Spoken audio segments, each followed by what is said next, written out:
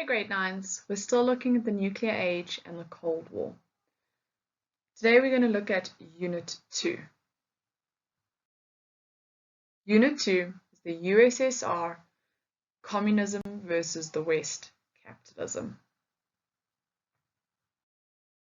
Ideologies. So ideologies is a system of ideas or ideals, especially which forms the basis of economic or political theory and policy. Now, an ideology from your textbook says it's a set of beliefs and values and ideas. We're going to discuss two ideologies today. We're going to look at communism and we're going to look at capitalism. Now, underneath capitalistic reign, you end up having the rich not controlling all of the wealth in the country. The communists believe that the government should rule in the interest of all and that the wealth should be shared equally. The economy is a centrally planned economy and it wants to enforce that economic equality. I'm going to try that again. Economic equality is attained. There is no ownership of private property and you do not make a profit. Your state owns all your large industries and your government is not normally a democratic government. Capitalism. Now, capitalism is on the opposite spectrum of communism. Capitalists see nothing wrong with the class distinction, that there are very rich people and that there can be very poor people. They believe that the potential to make a profit motivates an individual to work harder. They also believe that the government should not and does not control the economy, and that the rights of the individual who are wealthy are protected, whilst the poor people cannot protect their rights. They need the rich or the powerful to protect them. The government may be democratic, but some may be fascists. So for your homework today, I want you to go and define what a democratic government is and what a fascist government is. And we will discuss that when I have a session with you guys. Now, the United States of America and Russia each believed in a separate ideology. The Russians believed in communism. The Americans believed in capitalism. The Russians in 1917 experienced a Russian Revolution. In World War I, Tsar Nicholas II was overthrown, and you learned about him in grade 8.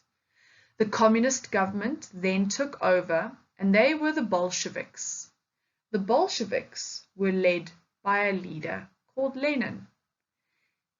He promised the people peace, land, and bread.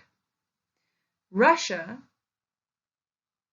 eventually became the USSR, and the USSR stands for the Union of Soviet Socialist Republic.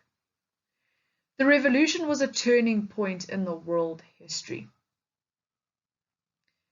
Stalin eventually took over leadership from Lenin, who died in 1924, and Stalin was a ruthless dictator. He used extreme violence and he created a mighty military, industrial world power and led the Soviet Union into World War II. He was still in power when World War II ended in 1945. And from 1917 to 1991, the Russian state stretched from the Baltic and Black Seas to the Pacific Ocean, and consisted of 15 Soviet socialist republics, and the capital city was Moscow.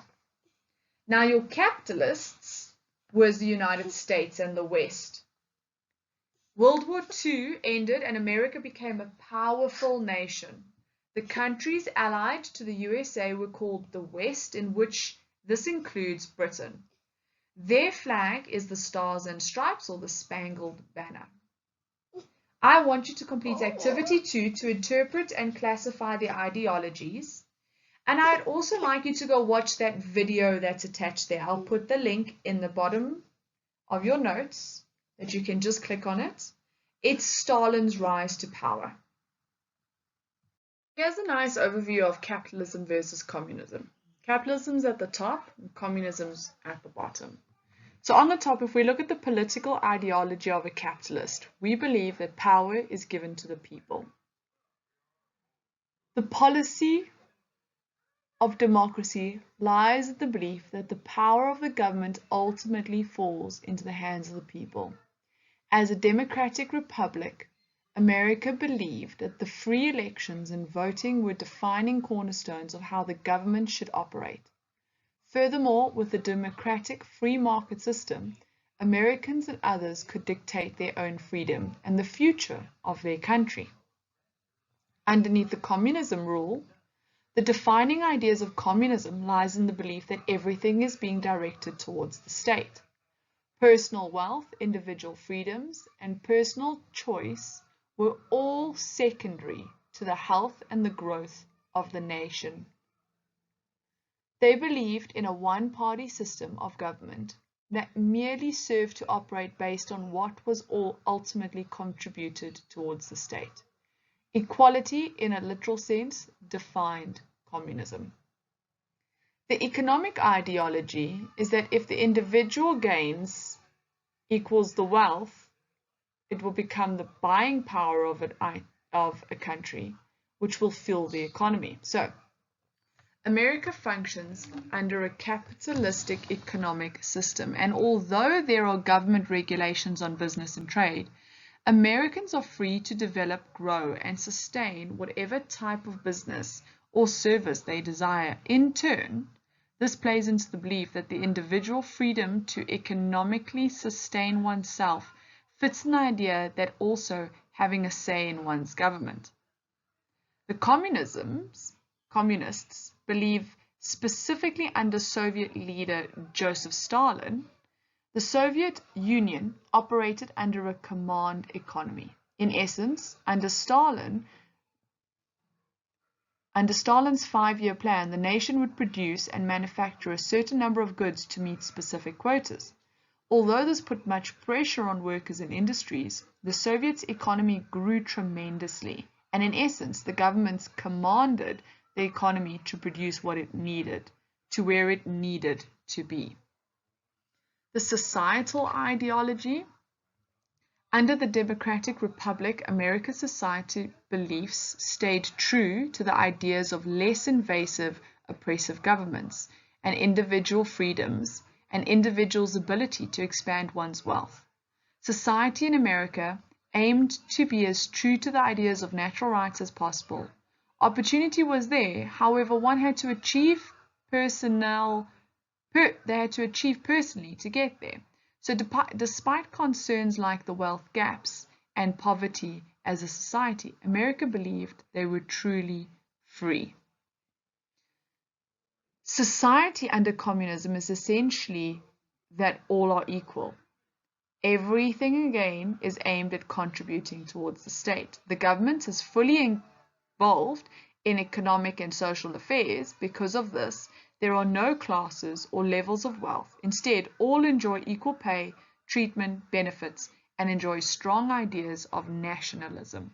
Nationalism is the fierce belief of enjoying your country and your beliefs and your systems. So, aims and goals.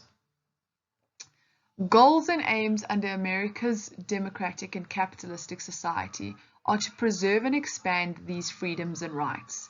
Ideas of natural rights, individual success, and freedom from oppressive government measures were all aims and goals of the democratic nation.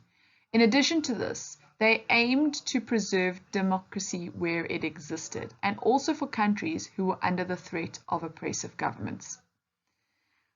They wanted to spread their reign, and they wanted people to enjoy the freedom that they have. Whereas the aims for the communist nations were to preserve this and solidify complete equality as well as the strength of the nation. It was to avoid problems seen in capitalist societies, such as wealth disparity and class warfare. Furthermore, communist regimes believed communism could only survive on a global scale, and therefore spreading it and its influences were crucial. If an individual wanted to build themselves up more than they were then classed underneath a capitalistic regime. And this went against the communist aims and goals of creating a one world where everybody can contribute to the growth of that world and everybody is equal. Now, these ideas are both on the two extreme ends. The one problem with communism is that some people don't work as hard as others. They don't put in as much effort as others. And in the capitalist regime, that is seen as somebody growing and somebody that can attain more wealth than those that are not doing any work. So, go watch some videos on capitalism versus communism. Find any that spoke to you and please upload them for me to see, or send the link so that everybody can view it. It's a really cool section, this. It's really fun if you understand the two regimes, and the best ones or the best movies that came from this era, all your James Bond movies where you had your spies and your espionage between your capitalist countries and your communistic countries, and them wanting to spread their belief systems to the rest of the world because they believed that it was correct and it was right. So go have a look. We don't need to choose a side. We live in a mostly capitalistic world. We do not come from a communistic world, but China comes from a communistic world. And in that regard, China, with the COVID-19 now, locked down and people listened because they all adhere to one voice. They all work towards the health and the well-being of the state. So, and everybody contributes towards everybody else. So they get feeding schemes and packages and items that can sustain them, that won't destroy the economy should they go into lockdown for a little bit. However, the capitalist side is not that lucky right now. We have been told to go under lockdown, and a lot of us are not in lockdown because we are primarily looking out for ourselves. And unfortunately, in the capitalistic view, if you don't look after yourself, nobody will. So, there are two different ideologies. They both have merit. Go research it. Find out which one you think is really interesting, and we will then start a discussion point on this. Please complete Activity 2 and interpret and classify the ideologies.